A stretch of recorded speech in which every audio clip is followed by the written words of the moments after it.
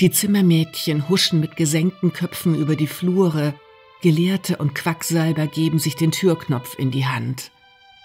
Jane Seymour liegt blass und fiebrig in ihrem Himmelbett. Die Wöchnerin ist still geworden, fast durchsichtig. Der König meidet ihre Kammer. Der Geruch des Krankenzimmers, süßlich, schwer, ist ihm zuwider.